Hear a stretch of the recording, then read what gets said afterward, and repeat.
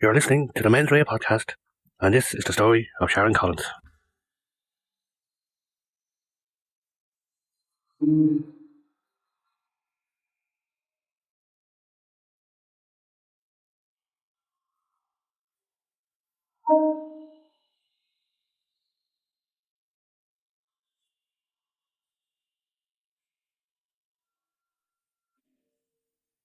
On the 26th of September, 2006, Gardaí in the local station at Ennis, County Clare, received a call about a burglary at an office in Westgate Business Park.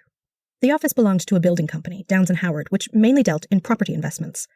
The company was owned by a local man, P.J. Howard, and his sons, and it was well known that he had amassed a small fortune in property, and the idea that there might have been a sum of money in the premises wasn't beyond belief.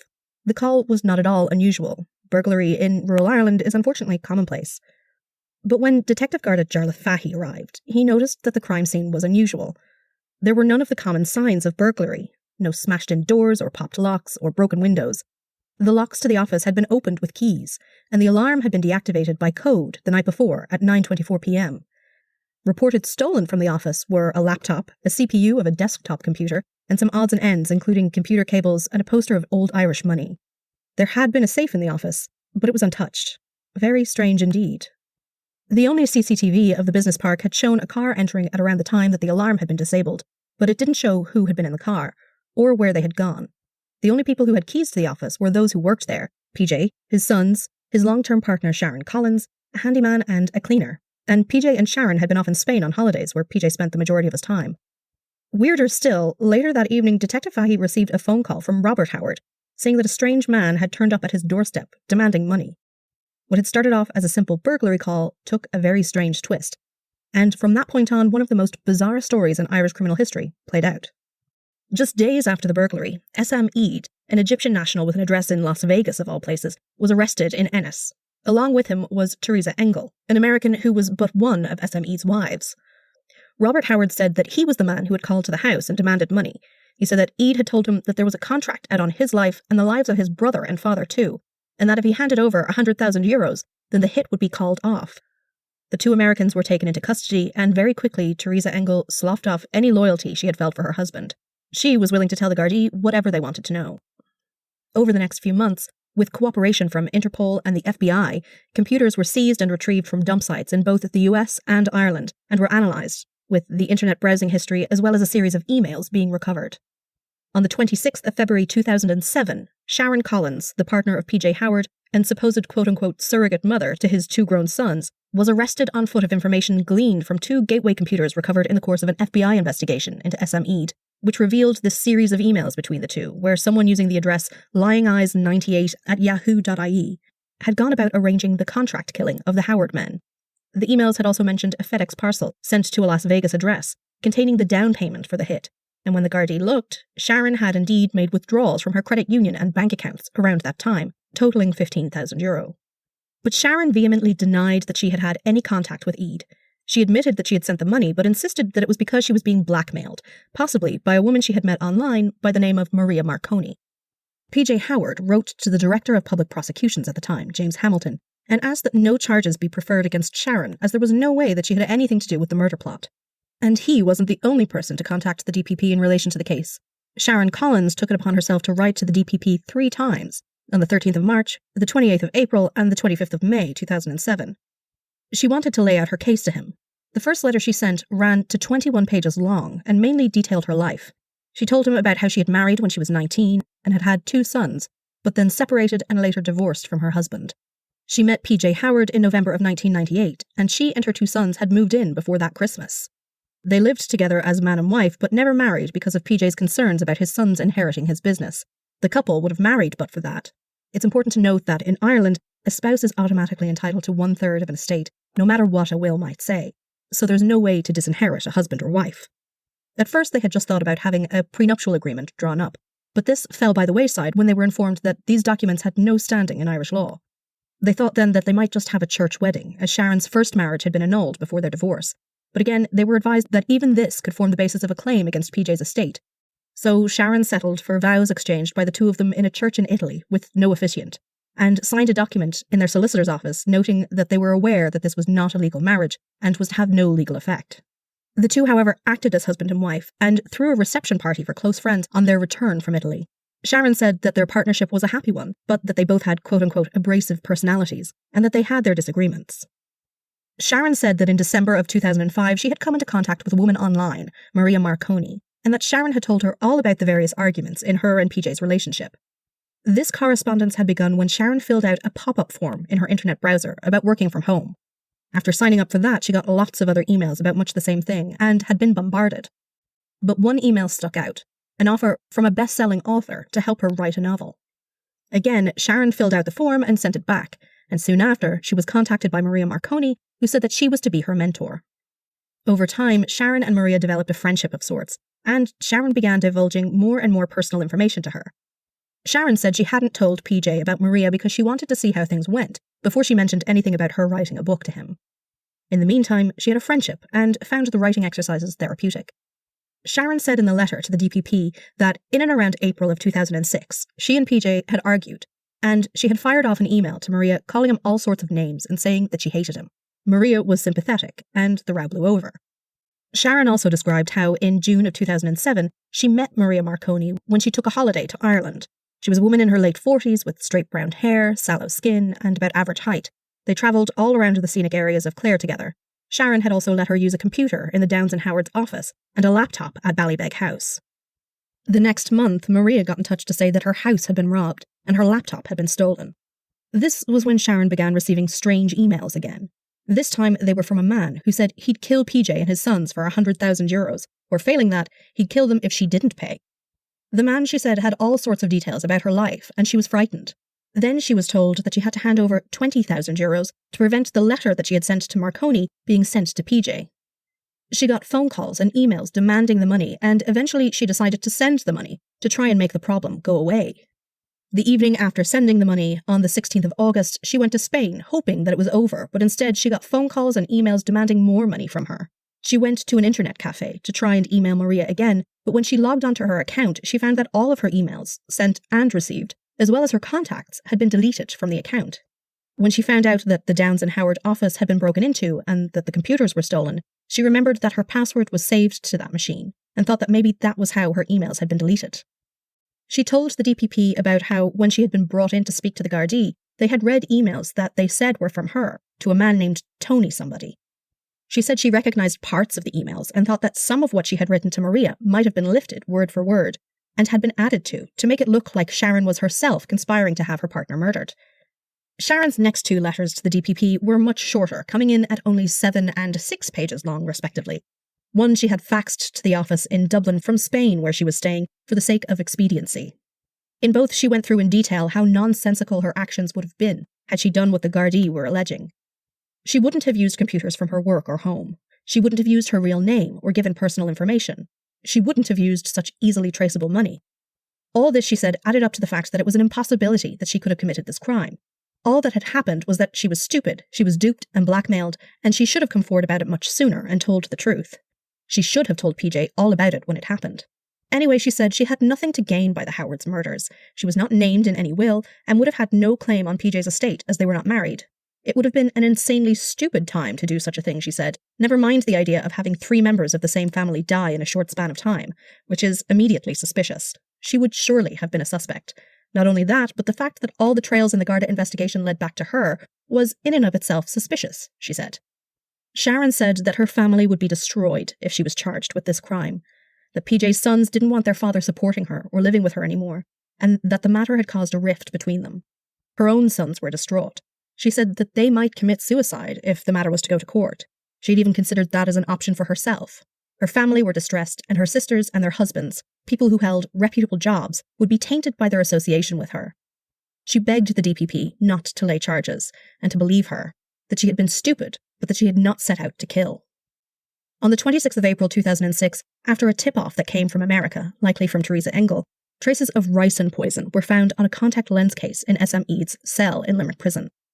This was the deadly poison that had been used in the now infamous assassination of George I. Markov in London, and was the white powder contained in poison letters sent to the White House in 2003.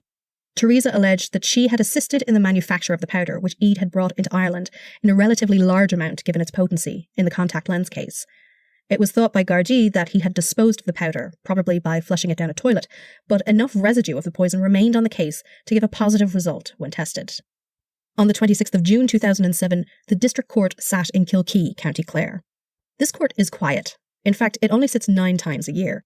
It usually saw cases like road traffic offences, and offences that are the result of a heavy night's drinking, that sort of thing.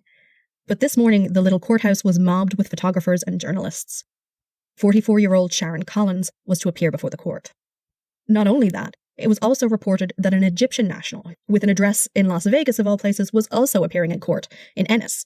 He'd been charged with extorting €100,000, burglary, and handling stolen goods. But those charges were dropped that morning, and as Eid left the courtroom, he was immediately rearrested for conspiracy to murder. Eid was put in the back of a Garda car and driven 35 miles southwest to the little seaside resort town of Kilkee to join Sharon Collins before Mr. Justice Joseph Mangan. The two were brought before the court just after noon and were charged with conspiracy to murder PJ Howard and his 2 grown sons, Robert and Niall. Sharon took her seat and Eid looked over at her. It was the moment that he'd actually first seen Sharon Collins in person. The two had never met before. Evidence of the arrest was given, and while Eid said nothing in relation to the charges when they were put to him, Collins said, quote, "I never did that," end quote. The two were remanded in custody, but Collins would later seek and be granted bail at the High Court. She was ordered to cease all contact with PJ Howard and had to make arrangements to move from Ballybeg House. Eid made no such request for bail to be considered in his case and remained in prison for the time being. Both were granted legal aid.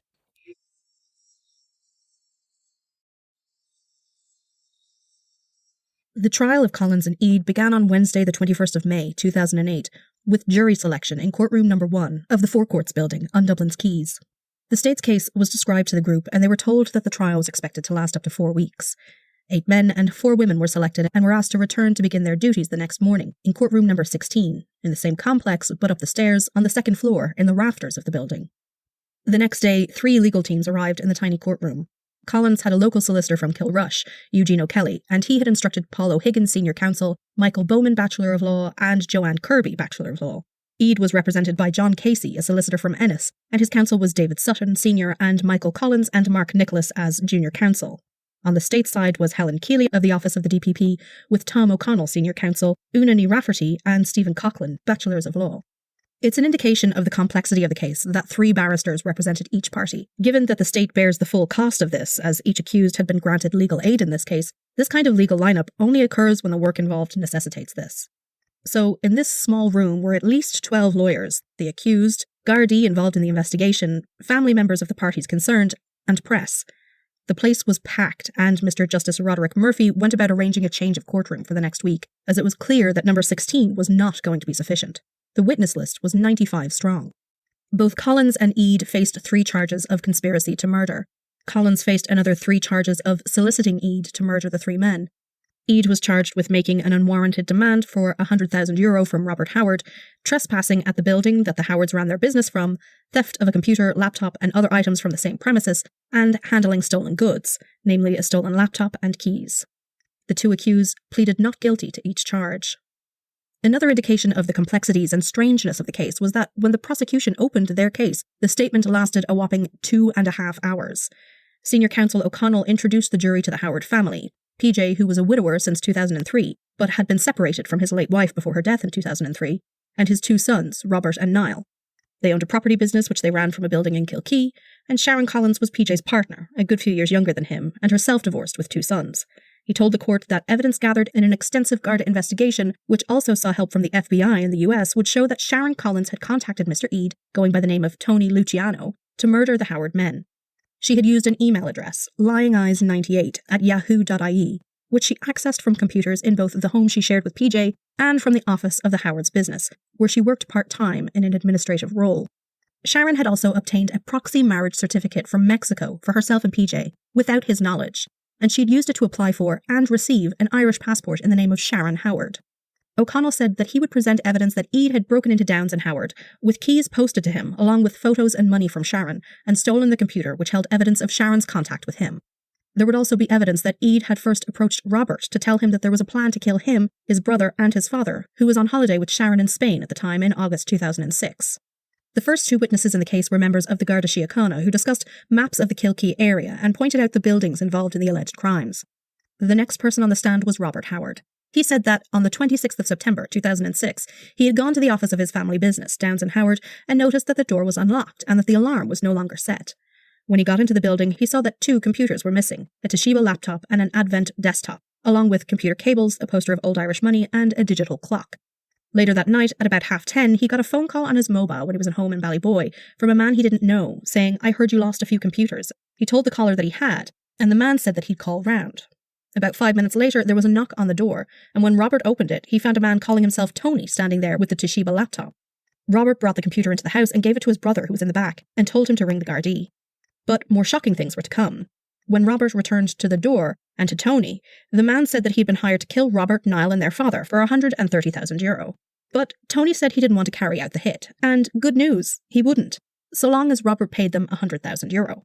Tony showed him photos that he had of the Howards and a piece of paper with directions to the various houses that they lived in. Robert had hoped that the Gardaí were on their way as Tony went to leave, and he even tried to ring the man back but couldn't get through, and so he decided to try and follow the car that Tony was in when he left, but he lost him at a crossroads a short distance from his home.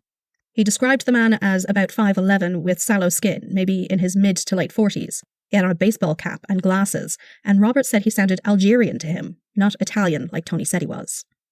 At 12:30 that night, Robert had another call from Tony, asking if he had started to get the money together, and there were a number of other calls the next day along the same lines. They made plans to meet at a hotel in Ennis for Robert to hand the money over, and of course Robert told the Gardaí all about this. At 6:20 that evening, Robert was sitting at the bar of the hotel when he got another call, telling him to go and meet a woman near the bathrooms, that she would be collecting the money from him. Robert rang his Garda contact to see what he should do, and they told him to go and meet the woman. She had dark hair and wore a leather jacket and asked if he had the envelope when he walked in. But when a plainclothes Garda walked past where they were standing, she took off. Robert heard no more from Tony after that. Then Robert was asked by counsel if he and his brother socialised with Sharon Collins, to which he responded that they did. He was then asked if he had set up and used the email address lyingeyes98, which he denied. He was asked about the name associated with that account, B. Lyons. He responded that his father's partner after his initial separation from his wife had been named Bernie Lyons, and that she had died in 1998, just before PJ and Sharon had gotten together. But Robert said he had nothing to do with that account. His only email address was the one he had through work. He also told the court that his father had given him a document that stated he had not married Sharon in Italy in 2005, despite the wedding reception party that they had thrown on their return from that trip. The morning Sharon Collins had been arrested, the 26th of February 2007, Robert was told by his father that the Gardaí had permission to search Ballybeg House and to take away anything that they wanted. Next to the stand was Robert's brother, Niall. He told the court how he and Robert had attempted to follow Tony's car, but had lost him. He said that he had not set up the Lying Eyes account and that Sharon had been with his father since 1998. He agreed with the defence barrister that Sharon had taken care of his father when he was ill and that for all intents and purposes they appeared to be married. Niall had only spent 35 minutes on the stand before the next witness, Brian Buckley, a 23-year-old soldier from Dublin, took his seat. He told the court that in June 2006, while he was looking for cheat codes for a computer game he was playing, called Hitman, he had come across the website hitman4hire.net. He said the page looked unprofessional and thought it was a joke, but a few weeks later he filled out the contact form using a fake name of Will Buckamer. Then, on the 10th of August, he received an email in response to the form he'd filled out. It was from an email of judas69@gmail.com. It was from someone calling themselves Tony Luciano, and it said that he had a job for Brian, 2 men in Ireland and 1 in Spain. The man said he'd call, and did in fact ring Brian, but each time the soldier said that he'd gotten the wrong number. Another email followed 2 weeks later, asking Brian to get a hold of poison for him. Tony said he'd owe the guy a favour. Buckley thought the whole thing was a joke, really. He hadn't taken hitman4hire.net seriously, or the inquiries about getting his help to poison 3 men. It just didn't seem real, despite the phone calls he'd received. On the 3rd of June, the 7th day of the trial, Garda evidence of the surveillance operation that had been in place on the 27th of September 2006 in the Queen's Hotel in Ennis, where Robert was to meet Tony and the woman to hand over the blackmail money, was given. The operation had 10 Gardaí in total involved. Detective Garda Jarlath Fahy had been in touch with Robert Howard throughout, and was one of 8 Gardaí stationed around the hotel to take in all approaches to it. Meanwhile, inside the hotel, 2 female Gardaí stayed inside at the bar, keeping an eye on Robert, who appeared ever increasingly nervous. Then a woman dressed in jeans and a leather jacket with frizzy black hair approached him. This was Teresa Engel. One of the Gardaí headed out after them towards the toilets and passed them standing in the hall outside of the ladies as she went in. She stayed there for a while and then followed the woman out. Engel was then seen talking to a man matching the description of Tony given by Robert. He was wearing jeans and a tan jacket. After that, she headed off in a different direction and the man headed to a bar directly across from the hotel. The man in the tan jacket was observed by Gardaí stationed around the hotel, and once he was inside the bar, he was approached and arrested by Detective Garda Jarlath Fahey. The man gave his name as SM Eid and said that he was on holidays in Ireland and staying at 2 Mile Inn Hotel in Limerick. He said he had a rental car which he'd parked somewhere over the other side of town, but he wasn't sure where. That evening at Ennisgarda station, SM Eid lined up with 8 other men for an identification parade. Robert and then Niall were brought into the room separately, and each picked Eid out as the man who'd called himself Tony. In Cross, however, Michael Collins pressed the Garda sergeant who had arranged things that night. He questioned as to why Eid had been the only man in his 50s, and the only man with a moustache in the lineup. Surely Eid would have stuck out like a sore thumb, he said. Sergeant McMahon responded that these were the volunteers available to them, and that he didn't think Eid stuck out, and that Eid had not objected at the time either.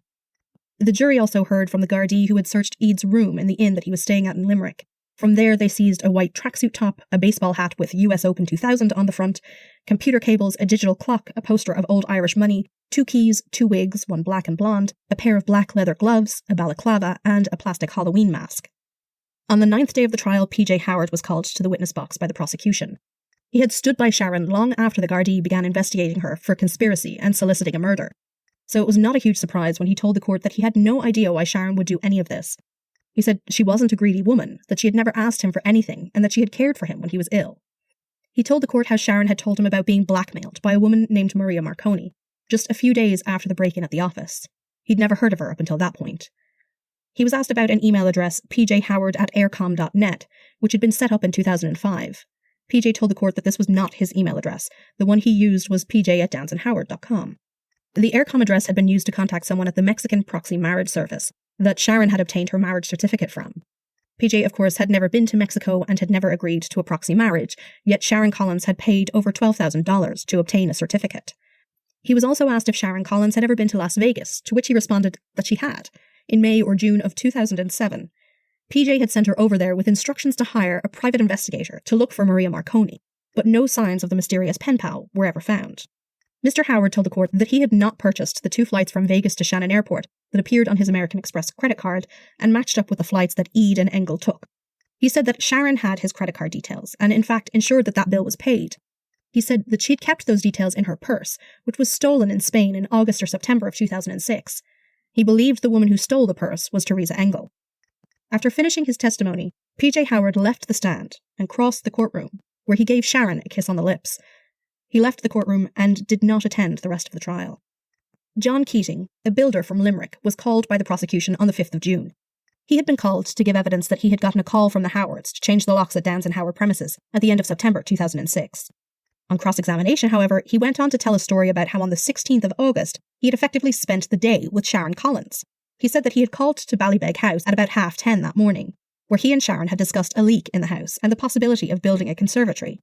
The two then drove to Collins's mother's house and again discussed building jobs to be done there. They went to Collins's former residence where she wanted to discuss building 2 self-contained apartments in the back, and then they went to a tile shop to look at tiles for a house Niall Howard was building at the time. Finally, they went to the Downs and Howard office, where Sharon went inside for 5 or 10 minutes. The two then went back to Ballybeg House, getting there just before 1 o'clock. He said he was sure of the date because he had only just returned from a trip to the UK 2 days before. If Keating's testimony was correct, then this meant that there would be doubt as to whether Sharon Collins could have sent the emails from the Lying Eyes account to Eid on the 16th. The prosecution objected to this evidence, saying the defence was trying to submit alibi evidence and that the Gardaí had had no notice of it and hadn't been able to investigate. The judge agreed, saying that the Gardaí should have time to look into the matter and present evidence of it to the prosecution in order to properly examine the witness. Keating's evidence was again mentioned on the 30th of June. O'Connell said that the diary Keating had used to recount his movements on the 16th of August had 3 different ink types used on that day, and on top of that, Stena-Line, the ferry service that Keating had said he'd used to travel to and from the UK, had no record of this journey. Keating was called back to the stand and told the jury that he had in fact known Sharon Collins since 1995. She'd introduced him to the Howards and had done a lot of work for that family. He was also asked what it was that had prompted him to remember the events of the 16th of August. He said that Sharon Collins' son, Gary, had rung him up and asked if he could remember that date. Keating had checked his diary, which he kept in his van, and found the records of his day with Sharon. He was asked directly by the prosecution senior counsel if he'd made up the entries, and asked why there was evidence of 3 different inks being used. Keating vehemently denied making up the entries, and said that there were a load of different pens in his van, and he would use any number of them to make entries into his diary. O'Connell put it to him that Stena-Line had no record of his journey, and to that John responded that he had himself contacted Stena-Line, and had been told that due to a new computer system in place, they were not able to get the records of travel on that date. Furthermore, he complained to the court that he had felt intimidated after he had given evidence before, and that a Garda had told him she'd see him in handcuffs. The Garda in question said that she'd been joking while she was showing witnesses to another room, but Keating insisted that he was frightened of being arrested after being questioned for 3 hours by the Gardaí. I'm Javier with Pretend Radio, and this season, I'm embedding myself in a cult. Throw him to the ground and get his devils out! Many in the media have tried to get in front of the accused cult leader Jane Whaley and have failed. We have asked you to leave. But somehow, I got in. How are you, sir? Yeah, I'm here to speak with Jane Whaley. She invited me to service today. Yeah. This season, we're going deeper into the Word of Faith Fellowship than ever before. This story is on a collision course, and it's not going to end well. Why would anybody want to harm him? Sometimes we hurt other people by hurting people they love. Pretend Radio, Season 3, The Prophet. What's the matter with us? We're not gonna bark! God will!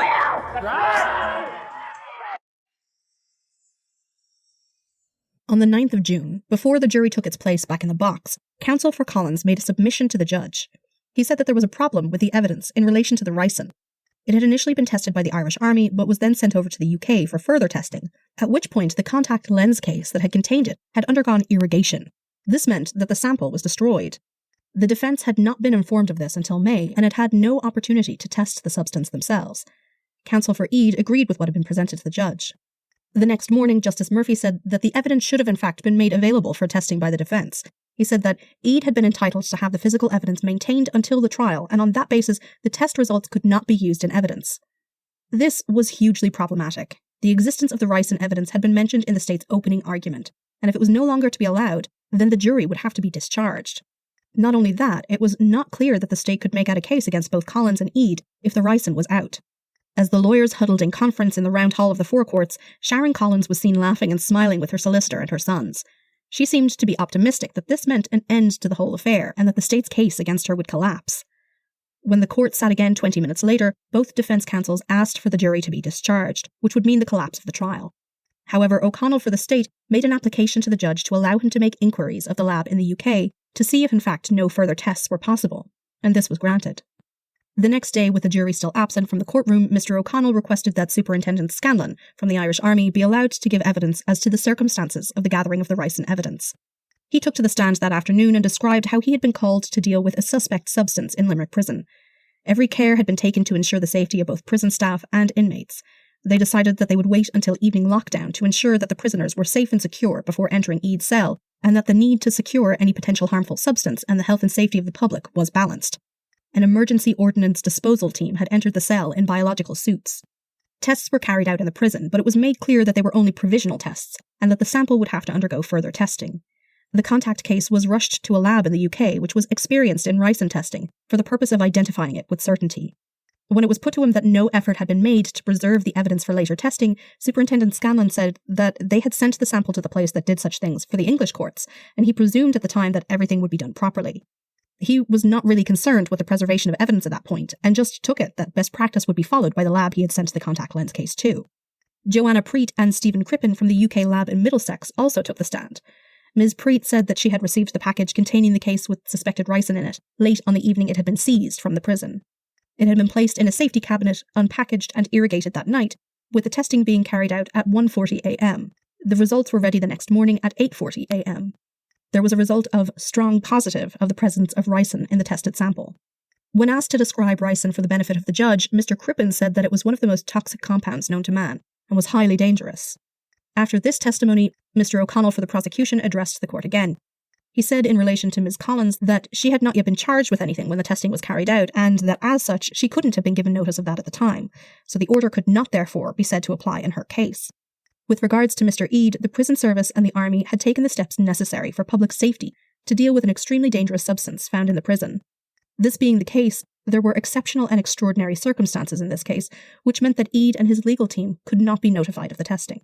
Mr. Justice Murphy considered the matter at length, but in the end decided that these were indeed extraordinary circumstances, and that the ricin evidence would therefore be allowed in, after all. The jury was recalled, and evidence from the army officer who had carried out the field testing, as well as the UK lab technicians, was heard again, this time for the benefit of the jury. On Friday the 13th of June, more evidence about the ricin was heard. FBI agent Ingrid Sotelo gave evidence that SM Eid was suspected in the production of ricin after she had visited his house in the course of an investigation into fraud. She had seen a large drum of acetone, as well as a blender and some coffee filters with a white powder in them. But she was from the LA office and had no jurisdiction in the state of Nevada. She had, however, forwarded her concerns to the local office. The day before, on Thursday the 12th of June, Teresa Engel had taken to the stand. First off, it was established that she had been granted immunity from prosecution in this case in return for her giving evidence, and that she had spoken to her own lawyers in the US before agreeing to return to Ireland for the trial. They went through her background. She was from Ohio, and she had met Eid in 2003 or 2004 at a casino in Detroit, near to where she lived at the time. In June 2006, she moved to Las Vegas to live with him, where they got married. She, SM, and another woman named Lisa Eid all lived together. Lisa Eid was SM's first wife. When asked if she had ever been to Ireland before, Teresa said that she had. She described how, after receiving emails on his hitman4hire.net website from Sharon, there was an assassination arranged for PJ Howard and his 2 sons. There had been a number of emails that she saw and a number of phone calls which she heard between Eid, using the name Tony Luciano, and Sharon, who used the Lying Eyes account.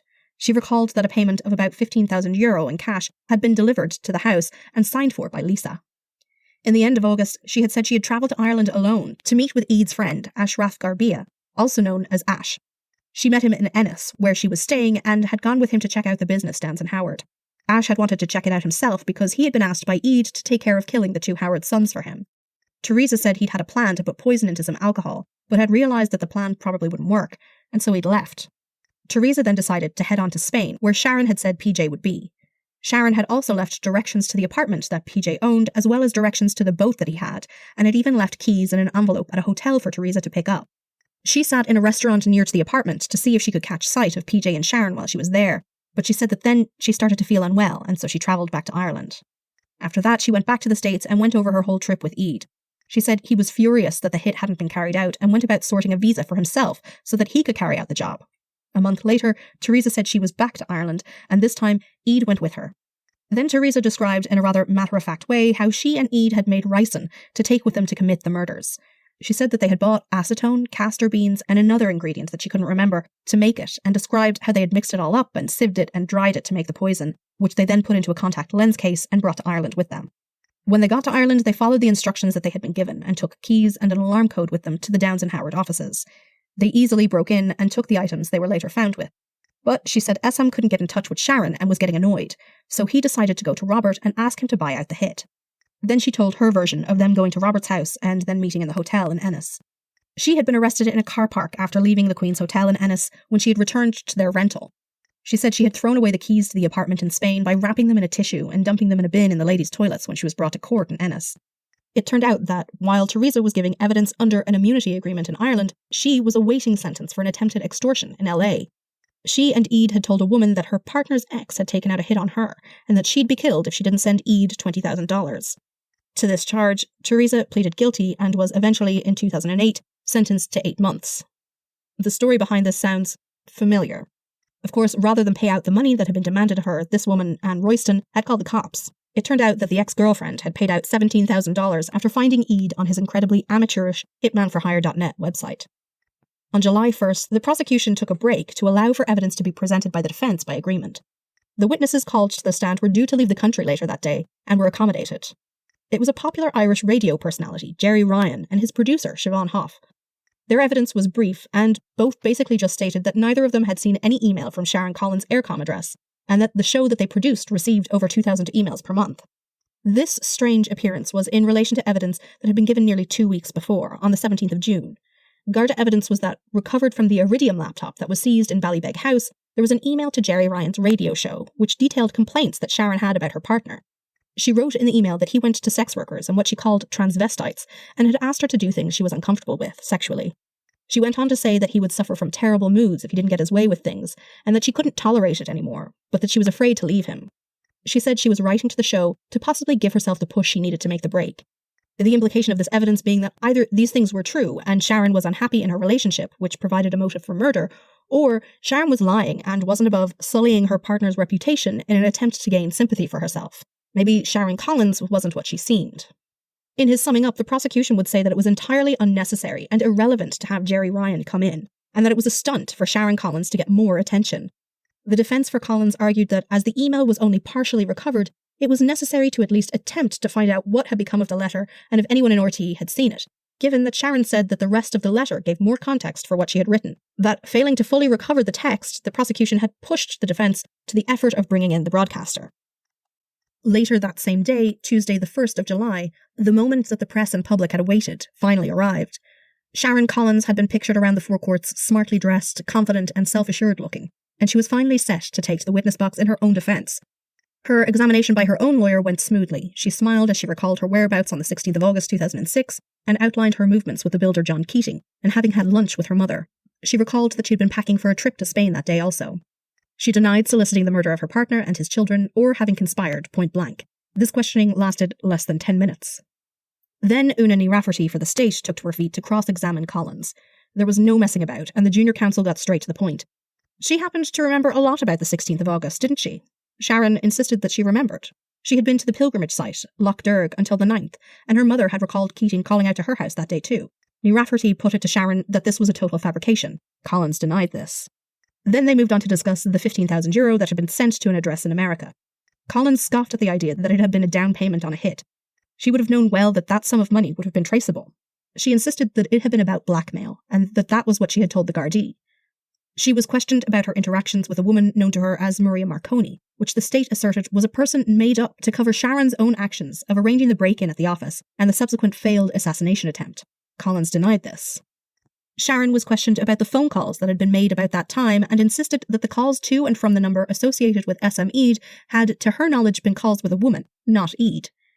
She dealt well with her cross-examination that day, maintaining her cool composure and making time to smile at the jury apologetically as she insisted that she didn't know what had happened, who Eid was, or who the emails had belonged to.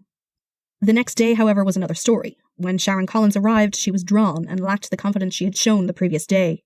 Ní Rafferty again grilled her on her whereabouts at the time of the Lying Eyes email sent on the 16th of August, asking her to account for how her own personal email address had been accessed minutes later from the same computer. Could she explain the searches on her laptop from Ballybeg House about inheritance, mortgages and women's aid? How did she explain the FedEx tracking number for her package of €15,000 being used minutes after interactions between Lying Eyes and Hitman? What had been the purpose of the letter she had written to Jerry Ryan?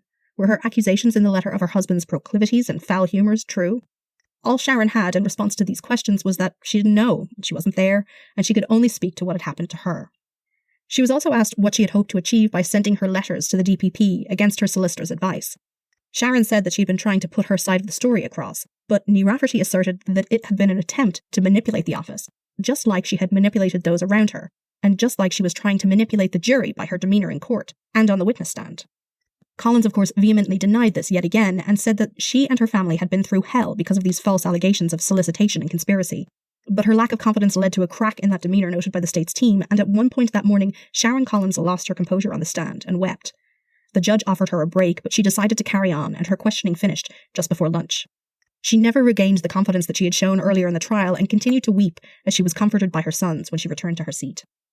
The builder John Keating was again called on the 3rd of July. He had gone to the Stena offices directly after giving evidence to the court on the 30th to look for records of his travel. He was told that they didn't keep records over 12 months and was given a number in the UK to call.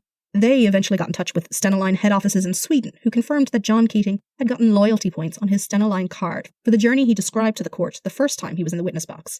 Those points were only awarded upon boarding the ferry. John Keating had travelled on those days, and the prosecution ended up having to apologise to him for implying that he was lying about it. Eid did not take the stand himself, but the memos from his Garda interviews were read for the record. In them, he initially said that he was on holidays to see Sharon, with whom he was having an affair, or had had an affair with for a number of years. But very soon after, he went back on himself and denied that this was the case, saying he'd never met Sharon, or spoken to her, or had emails from her, and he didn't know Robert or Niall or PJ Howard. He said he'd never gotten the picture of the Howards, and that he'd never manufactured ricin or smuggled it into the country. He was a hard-working man, and furthermore, who in their right mind would agree to kill an entire family for such a small sum of money?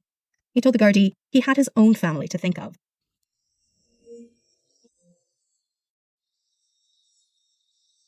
Closing statements began on the 3rd of July, with Una Ní Rafferty taking to her feet again to summarise the state's case. She said that the jury had sat through a huge amount of evidence, and that it was now her job to draw it all together for them. She highlighted that Collins was linked to the 3 computers used in setting up the Lying Eyes account, and arranging the FedEx shipment of €15,000 to Las Vegas. She said that the activity on the Lying Eyes account could be linked in time to internet searches made by Sharon Collins and her logging into her own personal email account. Phone logs linked Sharon Collins' mobile and the Ballybeg House landline to calls from Eid. Plane tickets had been purchased for Eid and Engel on PJ Howard's credit card. The language in the emails to Hitman mirrored that used by Collins in her letters to the DPP. There was absolutely no trace of the mysterious Maria Marconi. Pictures of the Howards had been sent to the States, as well as keys to access their business premises. Ní Rafferty pressed that Collins had gone about attempting to arrange the murder of 3 men, and that Eid had been identified by Robert and Niall as the man who had called to their house, asking to be paid off to stop the hit that had been taken out on them. She said that there were of course issues with identification evidence, and that should be considered by the jury, but she asserted that she had no doubt that they would find that Collins and Eid were guilty. The idea that this whole thing had been a scheme to defraud money from Sharon was belied by the fact that Eid had contacted a person in Ireland, Brian Buckley, the man who was in the Irish Army, to try and farm out the hit to a local man, and by the fact that Eid had arrived into Ireland with the deadly poison ricin. She said that the circumstances of these crimes was farcical, and that Collins, Eid and Engel were fools, but they were dangerous fools nonetheless. Next, Michael Bowman for Collins addressed the court. He said that the Garda investigation had been blinkered, and said that they only investigated things that they thought made his client look guilty. He said that phone records that showed calls from Ballybeg House, while Collins and Howard were away, were never looked into, despite the fact that it would seem that because of them, someone else was in the house. He said that there were calls from the Downs and Howard offices to Sharon's phone when she was supposedly there, according to the computer data that had been collected. No one had bothered to go through all those phone records and all those computer logs, but he said that if they had, it would have shown up many holes in the state's case. Their own witness, John Keating, when he said something that suited the defence, was torn to pieces and subject to Garda scrutiny. Sharon had also taken the stand and effectively humiliated her whole family, and why would she do that if she was guilty? The next day, Eid's lawyer David Sutton told the jury in his closing that the whole affair had been a shakedown, not a murder plot. He questioned the reliability of the identity parade that had been held and said that there had been no attempt to find out exactly who this Tony Luciano had been. He questioned how the state thought it was possible for Eid to have gotten deadly ricin poison into Limerick prison, given the searches that were in place for inmates, and also pointed out that the army commandant who tested the material had worn only gloves, not the full biosuits that those who had entered the cell had worn. He said that this was indicative of the fact that the material that they had tested wasn't at all the highly deadly material that they were being led to believe that it was. He called the Hitman4Hire website a clownish attempt, one that only a fool would be duped by, and one that was only ever intended to dupe fools.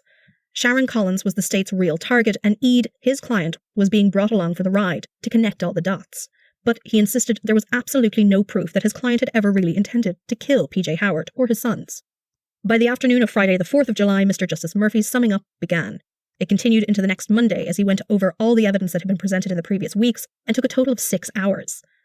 He advised the jury of the rules regarding conspiracy and that they had to find that there was at least 2 people involved in a plan to commit a crime, and that if there was any doubt in their minds in relation to the evidence, that this benefit should be given to the defendants. With that, the 8 men and 4 women retired, but the courtroom did not empty. Both defence teams had a number of requisitions to make regarding what they deemed deficiencies in the summing up and instructions.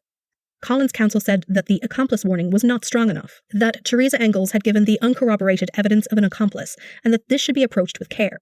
He also wanted a stronger charge in relation to the conspiracy charge, saying that it was all or nothing in relation to this, and that had to be made clear to the jury. Eid's counsel pointed out that his client had exercised his right to silence, and that the jury should have been informed to draw no inferences from this, and he also wanted to ensure that the jury considered Engels' evidence in light of the plea deal she had in the States with the FBI.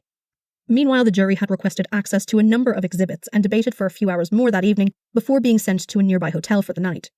The next morning, Mr. Justice Murphy recharged the jury in relation to the matters that had been brought up the afternoon before, and then deliberations began again.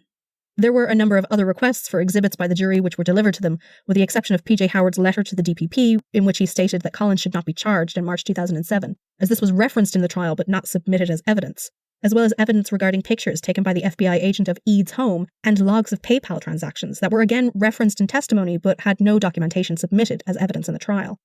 After another long day, the jury were sent back to the hotel with instructions from the judge that they were to not deliberate further. In a somewhat stereotypical Irish fashion, the judge told them to relax and to have a drink because they deserved it.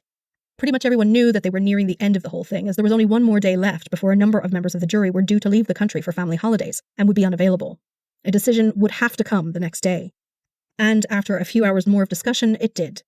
The jury filed into the courtroom in the early afternoon and delivered their verdicts on 7 charges. Collins had been found guilty of 3 charges relating to soliciting the murders of Robert, Niall and PJ Howard.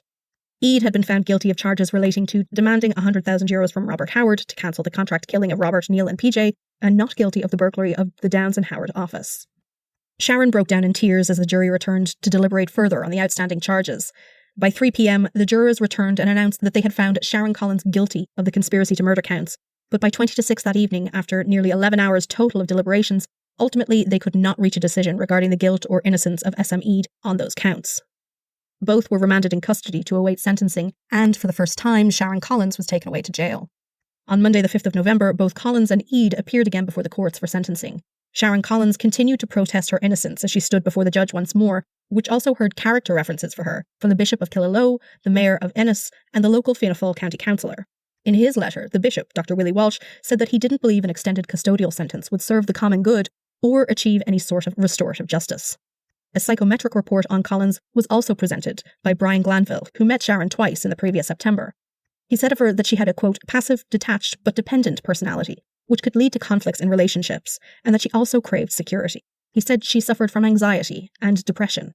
P.J. Howard addressed Mr. Justice Murphy as well in a victim impact statement and said that he still supported Sharon and that he still didn't believe that she could have plotted to kill him in that way. Paul O'Higgins, who was her senior counsel, criticised the media coverage of his client and the trial, which he said had been sensational in nature.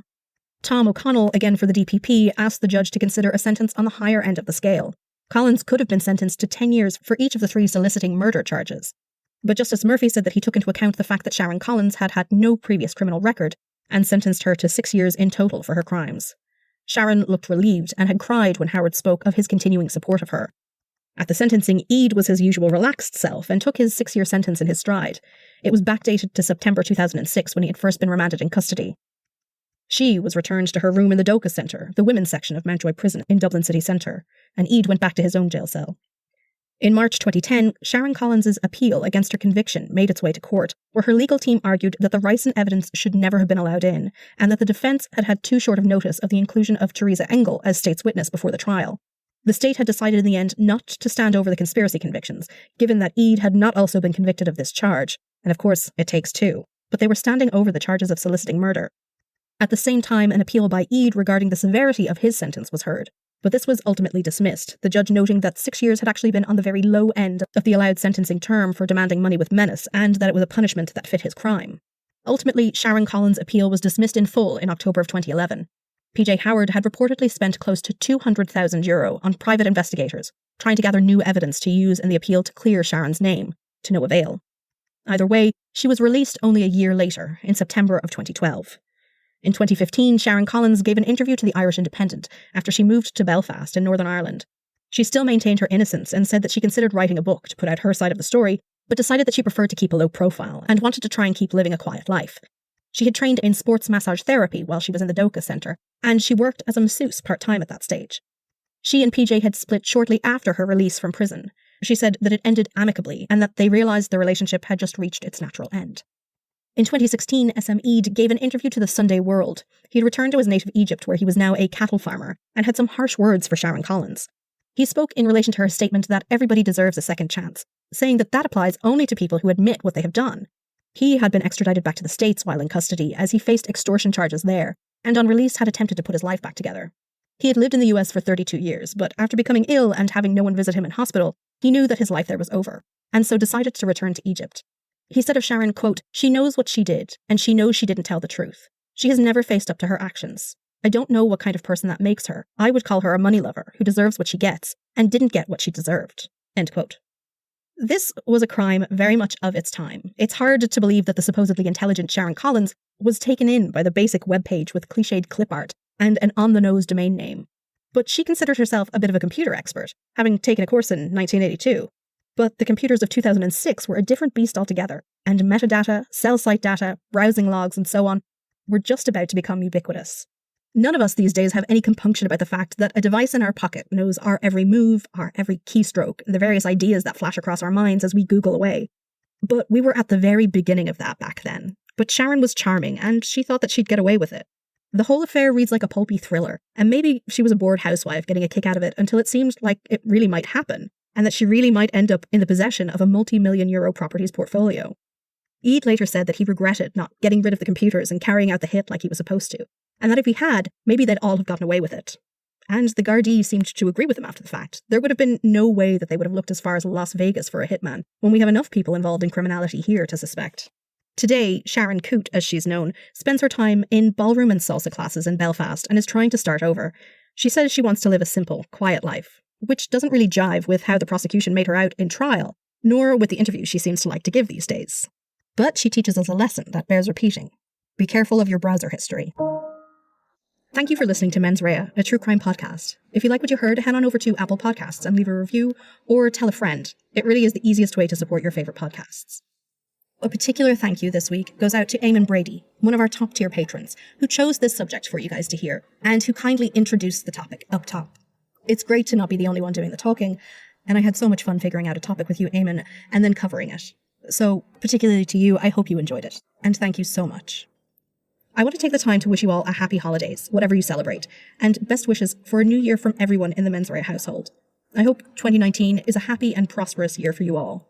Next time we have our second episode chosen by one of our lovely patrons, and again, it's a very special one. It's our first trip to the other side of the Atlantic, and a story you may now be familiar with, from Netflix. But which one? This podcast is researched, written, and produced by me, your host, Sinead. All sources can be found in the show notes or by visiting our website, www.mensreapod.com. Till next time, don't do anything I wouldn't do.